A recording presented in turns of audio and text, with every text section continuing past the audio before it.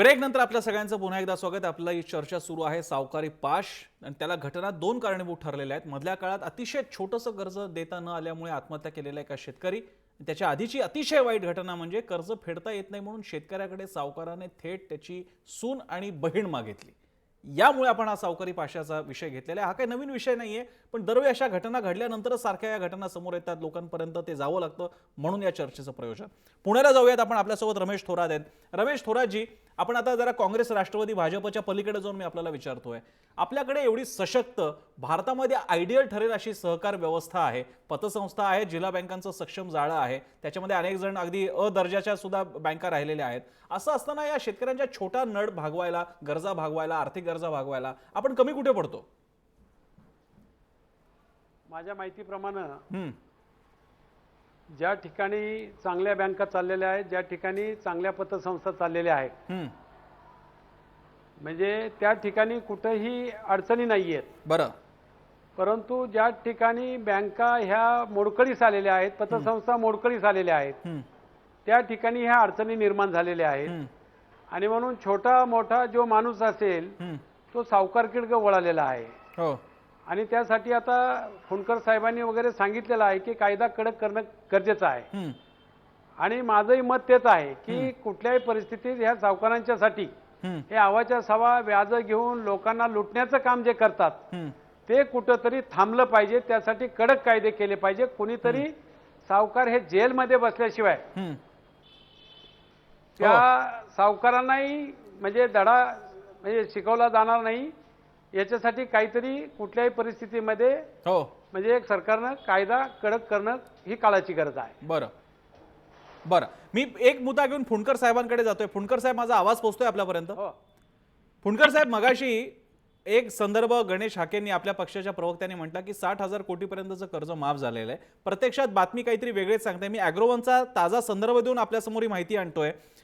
171 कोटी रुपयांचं कर्ज सावकारांचं व्याज भागवलं जाणार होतं, मात्र ही प्रक्रिया रखडली आहे आणि आतापर्यंतचं फक्त 50 कोटी रुपयांचं कर्ज भागवण्यात आलेलं आहे. यामधून 24,970 शेतकऱ्यांची कर्जमाफी झालेली आहे आणि कायदेशीर अडचणीमुळे 121 कोटी रुपयांचं कर्ज वाटप थांबलेलं आहे. हे चंद्रकांतदादा पाटलांनी 2016 मध्ये, आता गेल्या अधिवेशनामध्ये राष्ट्रवादीच्या सदस्य विद्या चव्हाणांच्या प्रश्नाला उत्तर देताना म्हटलेलं आहे. मग मला सांगा, कर्जमाफी आहे कुठे? आणि उरलेल्या शेतकऱ्यांना 121चं जर का बजेट असेल, 121 कोटीचं, तर फक्त 50 कोटी दिले गेले. हा कुठला न्याय?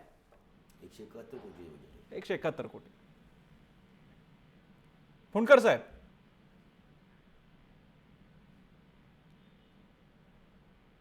फुंडकर साहेब, माझा आवाज पोहोचतोय आपल्यापर्यंत?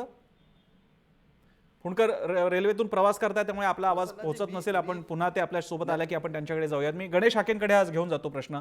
हाके सर, मगाचा आपल्या आकडेवारीचा खेळ सगळा चालला होता.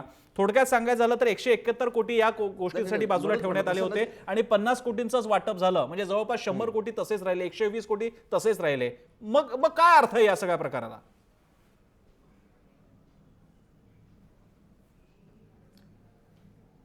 नाही, प्रसन्नाजी, मी सुरुवातीलाच आपल्याला सांगितलं की ह्याच्या निकष जे लावलेले आहेत त्या निकषानुसार सावकाराचं कर्ज माफ करत असताना सरसकट कर्ज माफ करणं शक्य नव्हतं. जे नोकरदार आहेत, जे पेन्शनर आहेत, जे दुकानदार आहेत, पण ते शेतकरी आहेत आणि त्यांनी सावकाराकडून कर्ज घेतलेलं आहे.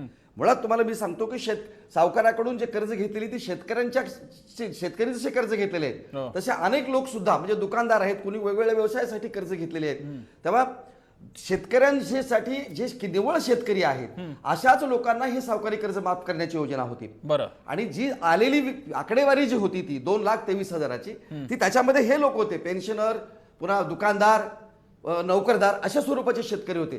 ते वगळल्यामुळे तुम्हाला संख्या कमी वाटायला लागलेली आहे. पण म्हणून तुम्हाला सांगितलं की आपण जे आकडेवारी देत आहात की जे निकषात बसले निव्वळ शेतकरी आहेत आणि ज्यांनी सावकारी कर्ज घेतलेलं आहे अशा लोकांना कर्ज दिल्यामुळं साधारण 42,500 शेतकऱ्यांना मी तुम्हाला म्हटल्याप्रमाणे 60 कोटी रुपयाचं कर्ज हे माफ केलेलं आहे. आणि याचा फायदा त्या शेतकऱ्यांना झालेला आहे. यापूर्वी जसं कर्जमाफी व्हायची त्याचा फायदा बँकांना व्हायचा, मात्र या सावकारी कर्जमाफीमधून जी कर्जमाफी झालेली आहे त्याचा फायदा प्रत्यक्ष शेतकऱ्यांना झालेला आहे. कारण शेतकऱ्यांना जे सावकारांना जे पैसे त्याचे परत करायचे होते ते परत करण्याचे आता म्हणजे संबंध येणार नाही, कारण शेतकऱ्यांनी त्याचे पैसे ते सावकाराकडे भरलेले आहेत आणि त्याची जी जमीन काही त्याचं तारण असेल ते त्याच्यातून मोकळं केलेलं आहे. त्यामुळे त्याच्यात निश्चितपणे ही जी योजना आहे ती निश्चितपणे शेतकऱ्याच्या फायद्याची ठरलेली आहे. आपण जे 2-3 गोष्टी जे आपण परत म्हणजे बोलताना बोराळ करून म्हणजे राहून गेला आणि त्याचा उल्लेख केला ते मी आपल्याला पुन्हा सांगतो की गेल्या हा कायदाच मुळात आता मला सांगितलं की तुम्ही 2014 पासून आलेला आहे. गेल्या 2 वर्षामध्ये या सगळ्या गोष्टी आमच्याकडे आलेल्या तक्रारी मी आपल्याला सांगितलं की त्याच्याबद्दलचे गुन्हे सुद्धा नोंदलेले आहेत आणि 18(2) कलम नंबर 18(2) अन्वये ज्या जमिनी साधारणतः महाराष्ट्रातल्या 77 शेतकऱ्यांच्या जमिनी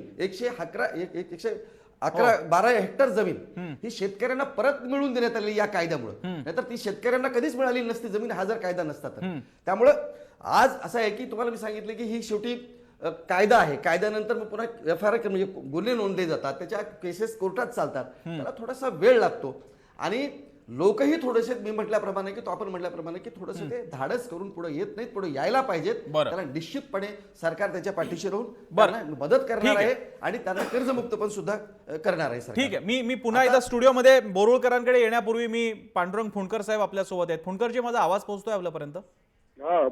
फुंडकरजी, एक वेगळा विषय होता. समजा लायसन्स होल्डर वैध परवानाधारक सावकारांच्या बाबतीतली कर्जमाफीचा हा एक मुद्दा आहेच. गेल्या अधिवेशनाच्या काळामध्ये स्वतः उन्हाळी अधिवेशनाच्या काळामध्ये चंद्रकांतदादा पाटलांनीच उत्तर दिलं होतं राष्ट्रवादीच्या विद्या चव्हाणांना की 171 कोटीपैकी 50 कोटीचं वाटप झालेलं आहे, 120 कोटी अजून उरलेले पुरेसं वाटप झालेलं नाहीये. मला प्रश्न याच्या पुढचा आहे, ज्यांच्याकडे लायसन्स नाहीयेत असे सावकारांची सावकारदारी फार मोठ्या प्रमाणात चाललेली आहे आणि त्यांचे सुद्धा शेतकरी मोठ्या प्रमाणात ते कर्ज घेतात. त्यांना आपण आपल्या या योजनेचा लाभ कसा देऊ शकतो? केवळ याच्याकडे एक लायसन्स नावाचा कागद आहे आणि त्याच्याकडे नाही, म्हणून ज्याच्याकडे लायसन्स नाही त्या शेतकऱ्यांना, त्या सावकारांकडे कर्ज घेणाऱ्या शेतकऱ्यांना आपण असंच नाडलं जाऊ देणार आहोत का? नाही, असं आहे साहेब. मी पहिल्यांदा सांगितलं की शेतकरी जोपर्यंत तक्रार करणार नाही, जो अवैध सावकारी करतो जोपर्यंत तो तक्रार करणार नाही तोपर्यंत शासनाला कसं माहिती होईल की हा अवैध सावकारी याची सुरू आहे म्हणून? बरं. त्याच्यामुळे शेतकऱ्यांना आता थोडंसं हिंमत केली पाहिजे. कायद्याचं संरक्षण त्याच्या पाठीशी नक्कीच आहे आणि शेतकऱ्यांनी जर अशा तक्रारी केल्या तर DDRच्या माध्यमातून असा जो अवैध सावकार आहे ताबडतोब त्याच्यावर कारवाई केल्या जाते आणि त्याच्यावर शिक्षाही होते त्याला. हो. फुंडकरजी, आपण एक वेगळ्या प्रकारे आपण विचार करू शकतो का? तुम्ही सगळे राजकीय पक्ष शेतकऱ्याच्या बाजूनेच आहात, सगळे एकच मत आहे तुमचं. तर मग तुमचं जे जिल्हा तालुका ग्रामीण पातळीचं युनिट आहे, भाजप ग्रामीण युनिट, तालुका युनिट, जिल्हा युनिट आहे, काँग्रेस, राष्ट्रवादी, 5-5 पक्षांची एवढी युनिट्स आहेत. ही सगळी विविध पक्षामध्ये विभागलेली तरुणाई त्या शेतकऱ्यापर्यंतचा त्यांचा संपर्क का नसतो? मला सांगा, मी जर का एखाद्या छोट्याशा गावातला मी शेतकरी असेल आणि माझे खासगी कोणी जो व्यापारी सावकार असेल तो असेल, तर तो सावकार आहे हे अख्ख्या गावाच्या पंचक्रोशीला माहित असणार की हा खासगी सावकार आहे. मग ही माहिती आपल्या राजकीय कार्यकर्त्यांपर्यंत नाही का जात? पोलिसांकडे आपला शेतकरी जाईल की न जाईल, पण भाजपचं ग्रामीण युनिट मदतीला जाईल की नाही? ऐका जरा तुम्ही, की ज्यावेळेला हा सावकारी कायदा आला त्यावेळेला आम्ही आमच्या भागामध्ये असं केलं होतं की ज्या शेतकऱ्याच्या जमिनी असतील त्या शेतकऱ्यांनी आमच्याकडे तक्रारी द्याव्या. आम्ही ह्या सामूहिक तक्रारी पोलीस स्टेशन मध्ये दाखल करू, DDR कडे दाखल करू, पण फार त्याला कमी प्रतिसाद मिळाला आम्हाला. सावकाराच्या समोर शेतकरी उघड व्हायलाच तयार नाहीये. हो. फुंडकरजी, हा पूर्ण करा तुमचा, तुम्हाला मुद्दा मांडायचा तो. नाही, शेतकरी सावकाराच्या त्याला ओपन करायला तयार नाही होत, कारण त्याला असं वाटतं यानं आपल्यावर उपकार केलेले आहे, त्यानं आपल्याला पैसा दिलेला आहे, आपण लढलेलो होतो त्यावेळेला यानं पैसा दिलेला आहे, आता याला आपण अटकवायचं कसं, असं एक त्याला मनापासून वाटत असतं त्याच्याबद्दल. पण आता सरकारनं जर कायदा केलेलाच आहे तर त्याच्या पाशातून दाम दुप्पट तिप्पट चौपट कर्ज, 10 पट कर्ज वसूल करणारा जो अवैध सावकार आहे त्याच्या विरुद्ध तर खरं म्हणजे शेतकऱ्यांनी आता उठाव करायलाच पाहिजे ना. जो शेतकऱ्याला लुटतोय, जे शेतकऱ्यावर आत्महत्याची पाळी आणतोय, अशा सावकाराविरुद्ध आता अनेक उदाहरणं आमच्याकडे येतात. पण आम्ही जर त्यांना ज्यावेळेला म्हटलं की तुम्ही तक्रार करा, तर शेतकरी तक्रार करायला तयार होत नाही. माझं एक मत आहे की जेव्हा त्यांना ती ओळख करून द्या. पांडुरंग फुंडकरजी, आपल्यासोबत तुमच्या सहकारी पक्षाचे म्हणजे स्वाभिमानी शेतकरीचे प्रवक्ते ऍडव्होकेट सतीश बोरुळकर आहेत, ते तुम्हाला काहीतरी विचारतायत. फुंडकर साहेब, आपल्याला एक मार्ग त्यात स्वीकारता येईल की जो जागरूक कार्यकर्ता आहे तो माझा स्वाभिमानीचा असेल किंवा आपला BJPचा असेल, कुणाचाही, कारण का फौजदारी प्रक्रिया सुरू करण्यासाठी वैयक्तिक त्या माणसाने तक्रार दाखल करण्याची गरज नाही. आपल्यासारख्या एखाद्या कार्यकर्त्यांनी जरी त्यामध्ये तक्रार नोंदवली तरी फौजदारी प्रक्रिया सुरू होऊ शकते. मग हा मार्ग आपण जागरूक कार्यकर्ता म्हणून का नाही घेऊ शकत? कायद्यामध्ये एवढ्या पळवाट आहेत, की आम्ही तक्रार केली समजा, कोणाच्या नावानं करायची, कोणा शेतकऱ्याचं कर्ज या सावकारानं, अवैध सावकारानं कोणा शेतकऱ्याला डुबवलं, कोणा शेतकऱ्यावर आत्महत्येची पाळी आणली, हे जोपर्यंत आमच्या हातात प्रूफ येणार नाही तोपर्यंत आम्ही तक्रारी कशा करायच्या? नाही फौजदारी प्रक्रिया सुरू करायला आणि त्या तपास सुरू करण्यासाठी आपल्या कार्यकर्त्याची तक्रार पण पुरेशी आहे. हो साहेब, कार्यकर्त्याला तक्रार करायला सुद्धा आजकाल पोलीस डिपार्टमेंट पुरावे मागते. मुगाम तक्रारीवर सगळं पोलीस डिपार्टमेंट चौकशा करत नाही. फुंडकर साहेब, आपण कृषी मंत्री आहात, तुमच्याच दुसऱ्या खात्याकडे गृह खातं आहे. असं पण नाहीये की हे युतीचं सरकार आणि गृह खातं शिवसेनेकडे गेलेत. तुमच्याचकडे दोन्ही खाते आहेत. एवढी अडचण येण्याची काय कारण आहेत? आणि आज पीक विमा ऐका जरा, गृह खाता आहे म्हणजे बेकायदेशीर कोणालाही काही तुम्ही हे करणार आहे का? कायद्यात चौकटीत बसवून त्याला जेलमध्ये टाकणार आहे का? आणि ते टिकणार आहे का न्यायालयात? या देशाची घटना, या देशाचे कायदे, या देशाचा क्रिमिनल लॉ हा असा आहे की जोपर्यंत तुम्ही प्रूफ देणार नाही, अनेक मर्डर करणारी सुटतात ना प्रूफ नसल्यामुळे. आणि मग तुम्ही करून काय करणार आहे?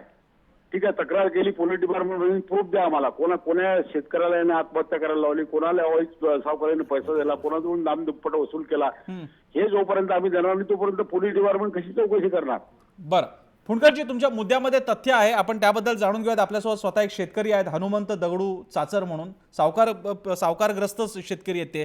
हनुमंत दगडू चाचरजी, तुमचं स्वागत आहे चर्चेमध्ये. हनुमंतराव, आम्हाला सांगा तुमचा अनुभव काय आहे. आपल्यासोबत माननीय कृषी मंत्री पांडुरंगराव फुंडकर पण आहेत. त्यांचं म्हणणं आहे की शेतकरी पुढे येत नाही तोपर्यंत याच्यावरती उपाय नाही. बोला हनुमंतराव.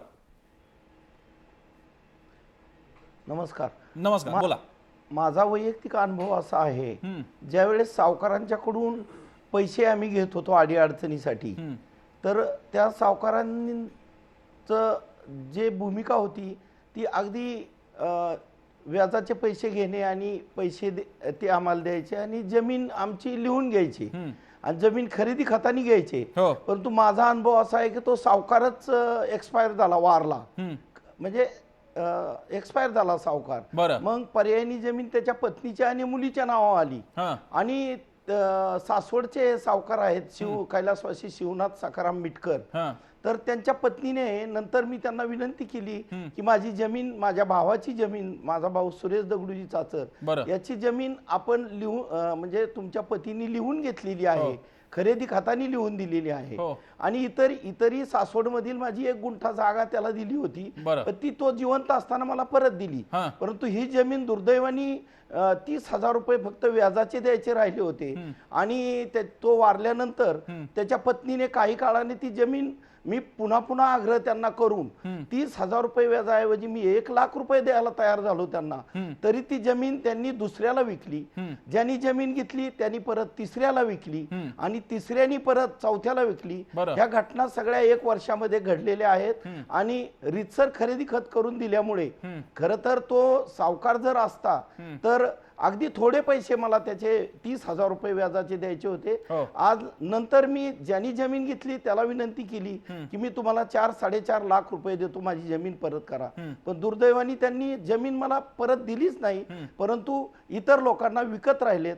परंतु मला एक गोष्टीची जाणीव करून द्यायची, अधिकृत आणि अनधिकृत सावकार ह्याच्यामध्ये हे अनधिकृत सावकार 3% म्हणजे दर महिन्याला 100 रुपयाला 3 रुपये म्हणजे बार्थिक 36% हे पैसे आम्ही त्यांना देत होतो.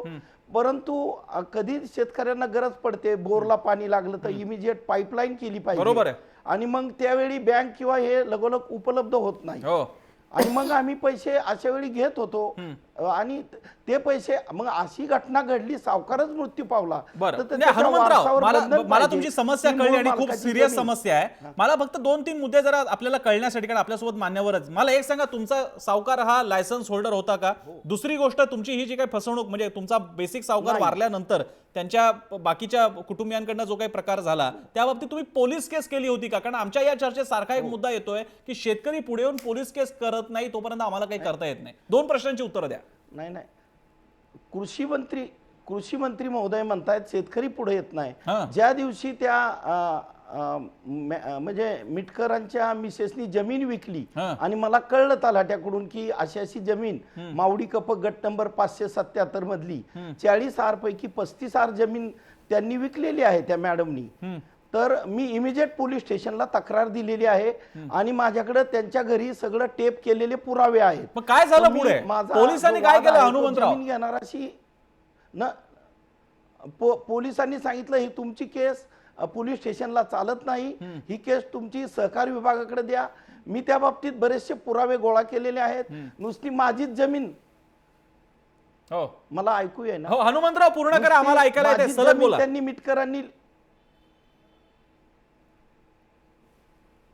काय म्हणालात? तुम्ही सलग बोला, आम्हाला ऐकायला येतंय. मी त्या कैलासवाटी मिटकर यांनी नुसती माझीच जमीन लिहून घेतलेली नाही, माझ्या गावात अजून 4 लोकांची जमीन लिहून घेतलेली आहे आणि ते सासवडचे आहेत आणि मावडीला जमीन लिहून घेतलेली आहे. एवढे सगळं मी पोलिसांना सांगितलं तरी म्हणले तुमची तक्रार ही सहकार विभागाकडे द्या. मी वकिलाच्या मार्फत तेही सगळं करण्याचा प्रयत्न करतोय. माझी रितसर तक्रार मी सहकारी विभागाकडे देणार आहे.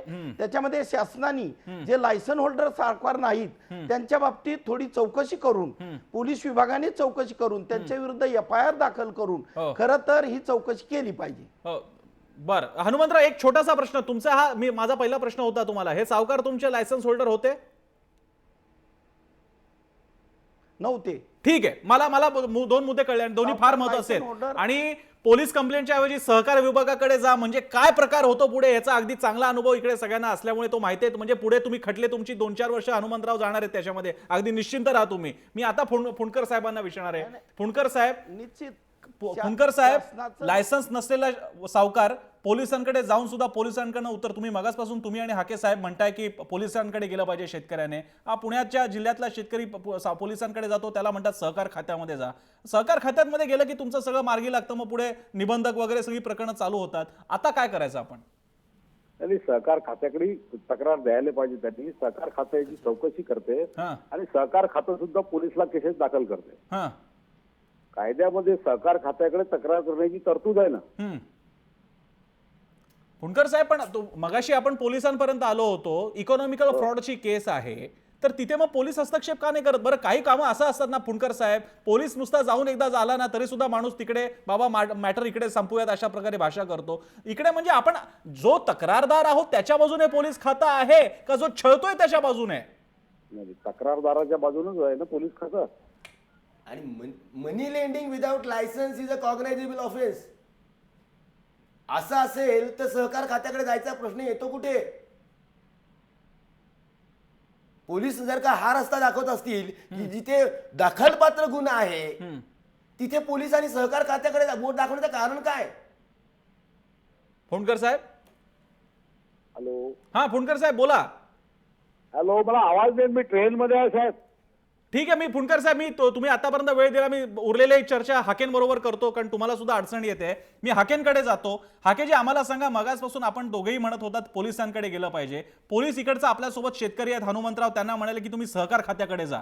प्रश्न असा आहे की पोलीस पहिल्यांदा इमिजिएटली एखादा ऑफेन्स घडत असेल तर पहिला रिस्पॉन्डंट असतो तो पोलीस. तो जर का म्हणत असेल आता या खात्याकडे जा, त्या खात्याकडे जा, म्हणजे तो सावकार त्याच्या घरात एकदम सुखासीन बसलेला आहे, आपल्या जमिनीसाठी फिरतोय कोण? तर हनुमंतराव. हा काय प्रकार आहे?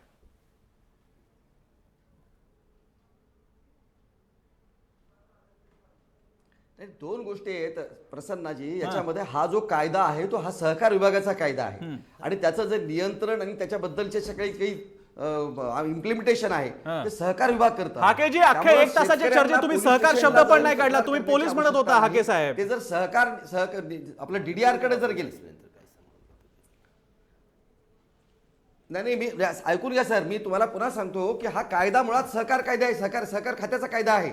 मी असं कधीच म्हटलं नाही. मी तुम्हाला पुन्हा सांगितलं होतं की सहकार विभागानं अशा स्वरूपाच्या तक्रारी 1078 तक्रारी सहकार विभागाकडे आल्या, त्यातल्या 155ची त्यांनी चौकशी केली, 54 जणांवर त्यांनी गुन्हे दाखल केलेत, हे मी आपल्याला सांगितलं. मी असं म्हटलं नाही की पोलिसांकडे गुन्हे दाखल करायचं, हे सहकार खातं काम करतं, कारण हा कायदा सहकाराचा असल्यामुळं त्यांचं इम्प्लिमेंटेशन त्यांच्याकडून, नियंत्रण त्यांच्याकडून होत असतं. मी तुम्हाला पुन्हा सांगतो की हा कायदा इतका म्हणजे त्या सावकारीला गुन्हे म्हणजे शिक्षा देणार आहे, दखलपात्र अशा स्वरूपाचा गुन्हा असल्यामुळं सेक्शन 38 39 ते 48च्या दरम्यान त्याला 5 वर्षाची कैद आणि 50,000 रुपयापर्यंत दंड होऊ शकतो अशा स्वरूपाची तरतूद आहे. आणि 8-2 प्रमाणे मी बोरुळकर इथं वकील आहेत म्हणून मी त्यांच्यासमोर मुद्दाम कलमांचा उल्लेख करून इथं बोलतो मी तुम्हाला हो. की 8-2 प्रमाणे राज्यातल्या 77 शेतकऱ्यांना त्यांच्या जमिनी 112 एकर हेक्टर जमीन परत दिलेली आहे. हे गेल्या 2 वर्षातली घटना आहे. जे जे शेतकरी तक्रार करतील समोर येतील त्यांच्यावरती त्यांना निश्चितपणे न्याय देण्याचं काम हे सरकार करत आहे. बरं, आता बरं. दुर्दैवानं मी तुम्हाला सांगितलं ना की अजून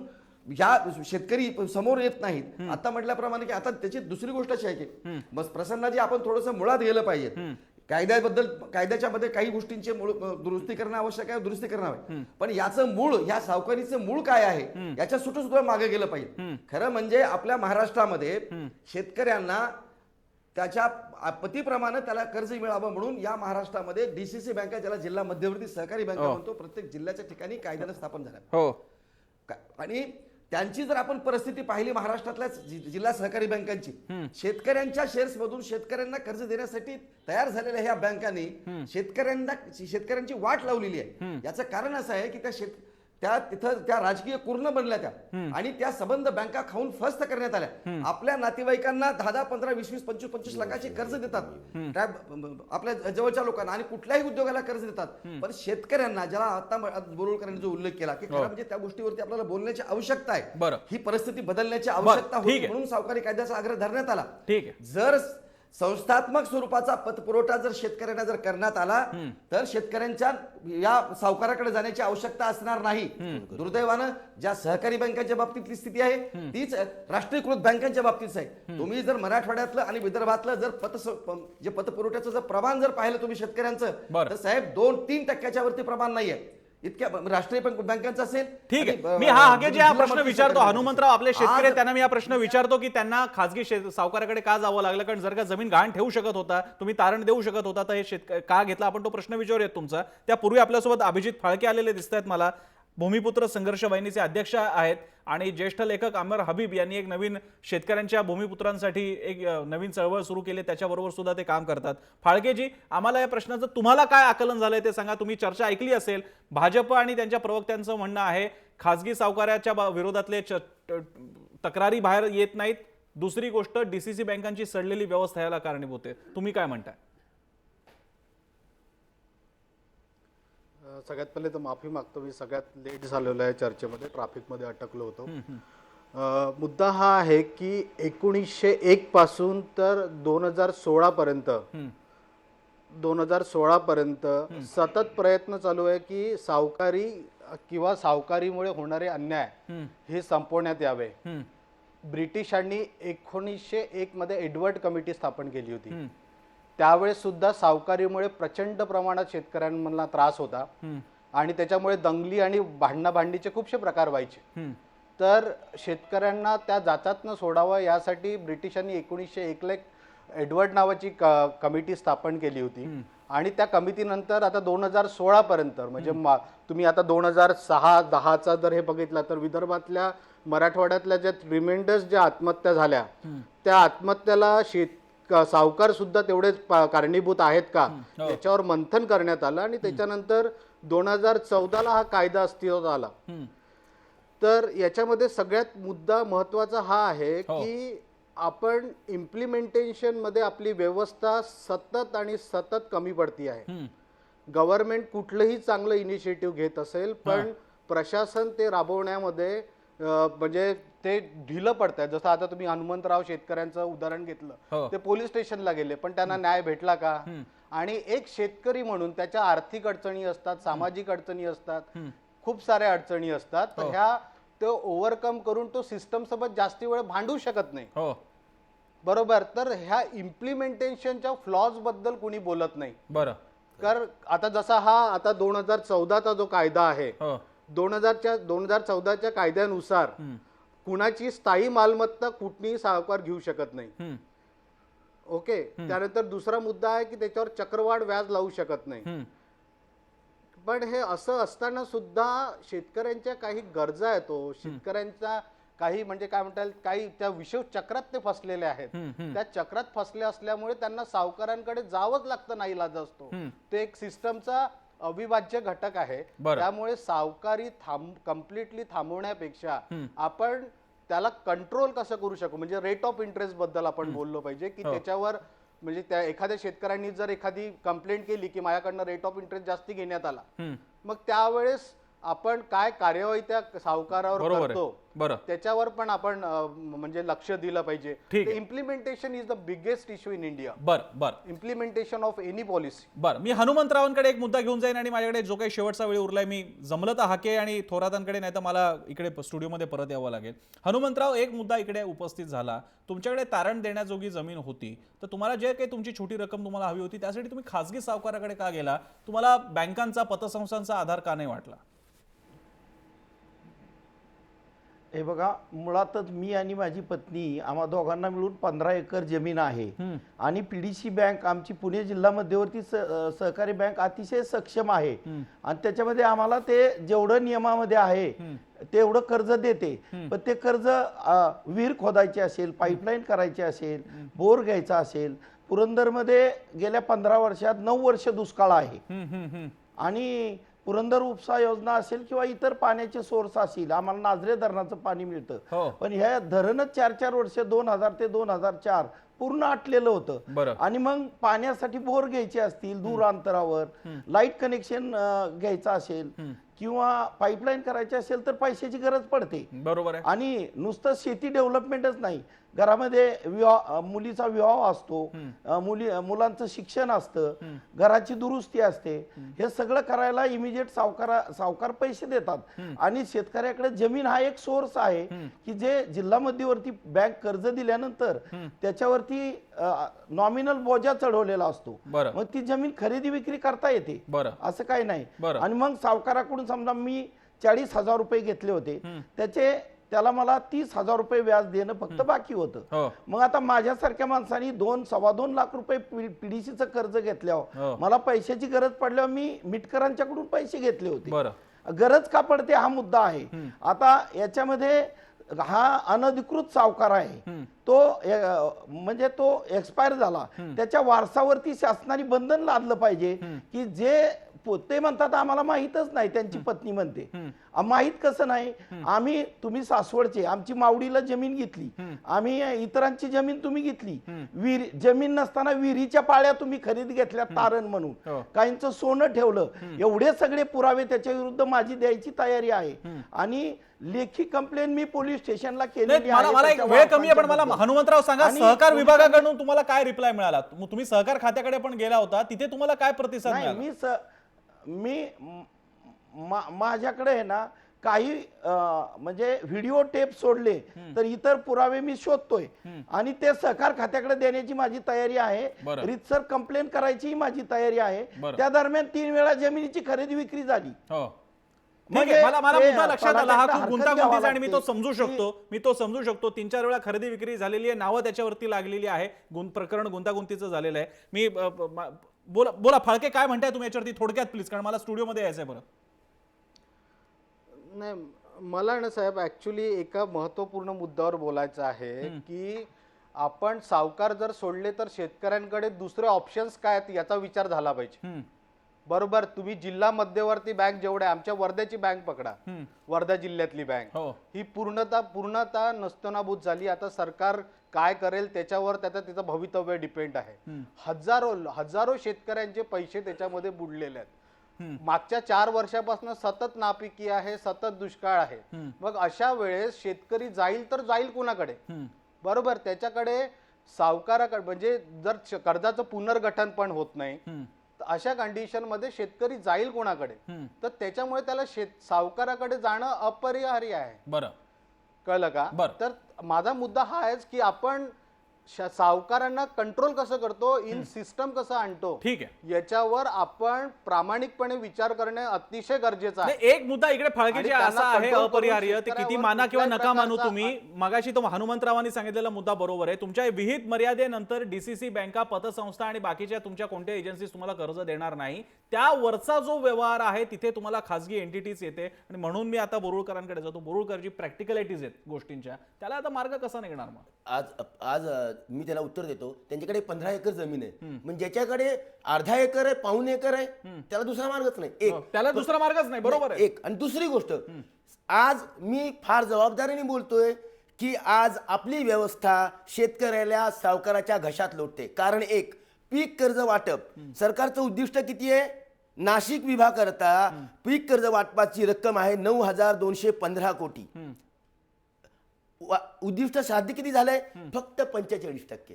मग उरलेले 55% ते मी कुणाच्या घशात लोटलेत? त्यांना कर्ज सरकारी यंत्रणेमार्फत पीक कर्ज लाभलेलं नाही, मग ते निश्चितच सावकाराच्या घशात लोटलेले आहेत. आणि हे कुणी औरंगाबाद विभागामध्ये फक्त 27% लोकांना पीक कर्ज मिळालंय. नाही, निकषात बसलेले असतील. मगाशी त्यांनी कारण नाही, दिलंच होतं, निकषात पीक बसलेले कर्ज असतील ते. पीक कर्ज.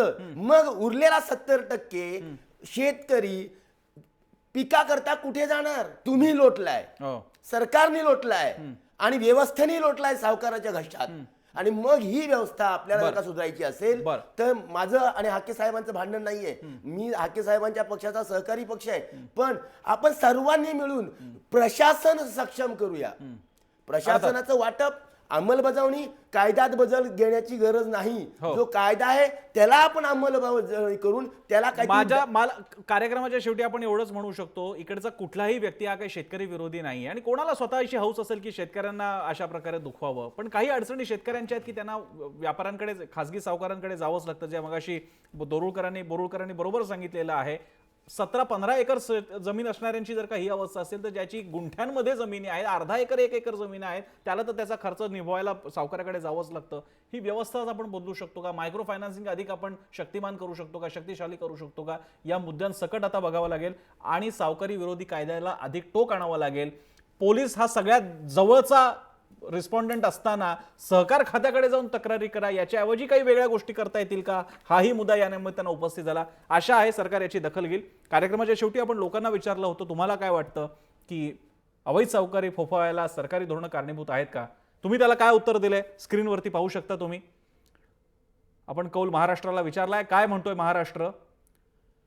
94% लोक म्हणतोय की सरकारी धोरणं कारणीभूत आहेत आणि म्हणून खासगी सावकारी फावते. हे नेक्सस आहे, हे गाठबाद, त्याला काय गॅटमॅट म्हणतात, ते मोडलं पाहिजे. त्यासाठी या चर्चेचा छोटंसं निमित्त झालं तरी हा चर्चा यशस्वी झाली असं पण म्हणूयात. चर्चेच्या शेवटी मी पांडुरंग फुंडकर साहेब, हनुमंत चाचरजी, गणेश हाके, रमेश थोरात, बोरुळकर आणि अभिजित फाळके यांनी वेळ दिला. मी आपल्या सगळ्यांचे आभार मानतो. चर्चेमध्ये थांबूयात. पाहत राहा जय महाराष्ट्र.